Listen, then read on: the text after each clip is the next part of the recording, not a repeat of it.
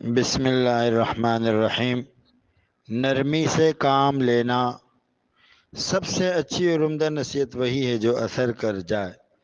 ایک استاد کو، معلمہ کو، باجی کو، مس کو کبھی اجتماعی طور پر کبھی انفرادی طور پر اپنے شاگردوں کو نصیحت کرنے کی ضرورت پڑتی ہے۔ انفرادی نصیحت میں ہمیشہ اس بات کا خیال رکھا جائے جس کو نصیحت کی جا رہی ہے وہ اکتا نہ جائے، برا نہ مانے، اس کے جذبات کو ٹھیس نہ پہنچے۔ اگر مخاطب کو اپنی توہین کا احساس ہوا یا اس نے برا منایا تو نصیحت اثر نہیں کرے گی، نتیجہ الٹا ہو سکتا ہے۔ نصیحت کرنے میں اہم ترین بات یہ ہے کہ مخاطب کی عزت نفس کا خیال رکھا جائے۔ حضرت حسن، حضرت حسین رضی اللہ عنہما کے بارے میں ایک واقعہ ہے۔ ایک شخص کو دیکھا کہ وہ وضو صحیح نہیں کر رہا تھا، بڑی عمر کا آدمی ہے، غلط وضو کر رہا ہے۔ دونوں حضرات نے ان سے فرمایا، چچا جان ہم دونوں وضو کرتے ہیں، دیکھیے ہم دونوں میں سے کس کا وضو صحیح ہے۔ اس سے مخاطب کو اندازہ ہو گیا کہ وضو کرنے میں میری ہی غلطی تھی۔ حضور اکرم صلی اللہ علیہ وسلم اس بات کا خیال فرماتے تھے، اگر کسی قوم یا قبیلے کی غلطی سامنے آتی، عام مجمع میں فرماتے ما بال اقوام، یعنی عمومی ذکر فرماتے کہ لوگوں کو کیا ہو گیا۔ لکھا ایک عالم نے ایک شخص کو دیکھا کہ اس کا پاجامہ ٹخنوں سے نیچے تھا، تو اس شخص کو یوں کہا، بھائی جان دیکھنا کہیں میرا پاجامہ پائنچے ٹخنوں سے نیچے تو نہیں۔ تو اس کو احساس ہو گیا کہ اس کا خود پاجامہ ٹخنوں سے نیچے ہے۔ یہ کس قدر مؤثر انداز نصیحت ہے، جو مقصود تھا وہ حاصل ہو گیا اور مخاطب بھی خوش رہا۔ اگر استاذ کا انداز شاگرد کی غلطیوں پر ڈانٹ ڈپٹ، چیخ پکار اور ان کو برا بھلا کہنا رہا تو اس سے وقتی طور پر تو شاید بات مان جائیں گے، مگر وہ جو ہی آزاد ہوں گے پھر وہی حرکت دوبارہ کریں گے۔ لہذا نصیحت کرتے ہوئے شیریں زباں، نرم گفتگو، بہترین طرز کلام اپنائیں۔ ایک استاد اور معلمہ کا طرز کلام بازاری لوگوں کی طرح نہیں ہونا چاہیے۔ یہ ایک اصول ہے کہ بچوں اور بڑوں دونوں کو وہ طرز کلام ناگوار معلوم ہوتا ہے جو بد تہذیبی والا ہو۔ مثلا کئی حضرات کا تکیہ کلام ہوتا ہے کمبخت یا گدھا یا الو۔ جس شخص کا تکیہ کلام کمبخت ہو وہ نوکر کو بلاتے ہوئے فرماتے ہیں، کمبخت کہاں مرا، دن بدن بگڑتا جا رہا ہے کمبخت۔ اور یہ گھر والے بھی ایسے کمبخت ہے کہ نوکروں کو ڈیل دے رکھی۔ یہ کمبخت گڑی بھی بند ہے، اس کو کیا بج رہا ہے پتہ بھی نہیں چل رہا۔ اب دیکھیے نا، کہتے ہیں چند جملے میں 4-5 مرتبہ کمبخت کمبخت کا ذکر ہو گیا۔ اس کا ایک نقصان تو یہ کہ نئی نسل اور نیا معاشرہ یہی الفاظ سیکھ کر آگے جا رہے ہیں۔ ایسے فضول الفاظ آگے نئی نسل میں منتقل ہو رہے ہیں اور ان چیزوں سے نصیحت بھی نہیں ہوتی۔ کہتے ہیں اپنا تکیہ کلام بھی ایسا اچھا بنائیے کہ آپ کے شاگرد بھی اس کو اپنائیں۔ اساتذہ طلبہ کا نام ادب محبت سے لیں، ایسے مبارک نام جس میں اللہ کے اسماء الحسنہ میں سے کوئی تبرک والا نام ہو۔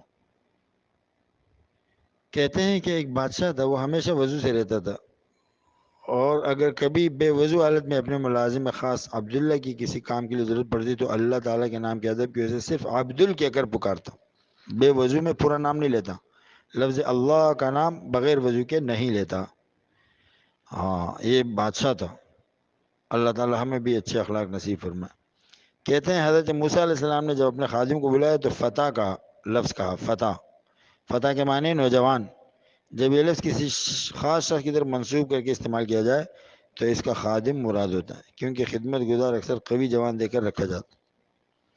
اساتذہ کا بچوں کے ناموں کو محبت سے پکارنے کا اثر اس بچے کی شخصیت پر تا دیر قائم رہتا ہے، اس لیے بچوں کو بھی اچھے الفاظ سے ہم یاد کریں۔ تو یہ اچھے الفاظ اثر دکھاتے ہیں۔ شخصیت کی تعمیر میں اساتذہ کے کردار کو ایک مثال سے واضح کیا جاتا ہے۔ برطانیہ کے ایک سرجن کو عورت ذات سے نفرت تھی۔ اپنی تاریخ بتاتے ہوئے وہ کہتا ہے کہ اس انتہائی رویے کے پیچھے میری ایک اسکول ٹیچر کا ہاتھ ہے جس نے ایک دن ہوم ورک مکمل نہ کرنے پر پوری کلاس کے سامنے مجھے شرمندہ کیا، سزا کے طور پر مجھے روزانہ کلاس سے باہر کھڑا رکھتی۔ اس لمحے میرا دل صرف اور صرف ایک ہی خواہش کرتا کہ کسی طرح اپنی مس کو نقصان پہنچاؤں۔ جس نے میرا مسئلہ سننے کے بجائے مجھے ذلیل کیا اور پوری کلاس کے سامنے۔ میرے ہوم ورک نہ کرنے کی وجہ اس روز میرے ماں باپ کے درمیان ہونے والا جھگڑا تھا۔ امی نے ڈانٹ کر اسکول بھیج دیا، ٹیچر نے کلاس میں جگہ سائی کروا دی۔ مجھے محسوس ہوتا تھا سارے مسئلے کی ذمہ دار میری ٹیچر ہے. رفتہ رفتہ اسے جڑ پکڑتی چلی گئی اور مجھے خواتین سے نفرت ہو گئی. بچوں کا استاد کی شخصیت سے اس طرح اثر لینا اساتذہ کے لیے کسی سرمایہ سے کم نہیں. اب یہ اساتذہ پر منحصر ہے کہ وہ اس سرمایہ کی کس قدر حفاظت کرتے ہیں. آیا وہ طلبہ میں اچھی سوچ پیدا کر کے معاشرے کو اعلیٰ کردار کی حامل شخصیت دیتے ہیں یا اس کے منفی رخ پر کام کرتے ہیں. یاد رکھیے بچوں کو بیوقوف جنگلی کہہ کر آپ ہوشیار اور شریف نہیں بنا سکتے. کبھی امکان ہے کہ معاشرے میں مزید ایک بیوقوف یا جنگلی کا اضافہ ہو جائے ہماری وجہ سے. اللہ تعالیٰ خیر فرمائے. آپ کو اللہ تعالیٰ نے جتنی ہوشیاری سمجھداری دی وہ آپ کے پاس امانت ہے اور وہ آپ نرمی ہی دوسرے انسانوں میں منتقل کر سکتے ہیں. نرمی سے سختی سے وہ امانت آپ قبر میں تو لے جا سکتے ہیں مگر اس کا امکان بہت کم ہے کہ آپ وہ دوسروں میں منتقل کریں. غصے کے وقت دوسروں کی اصلاح کرنے سے دوسروں کی اصلاح تو یقینی نہیں ہوتی, اپنا بگاڑ یقینی ہو جاتا.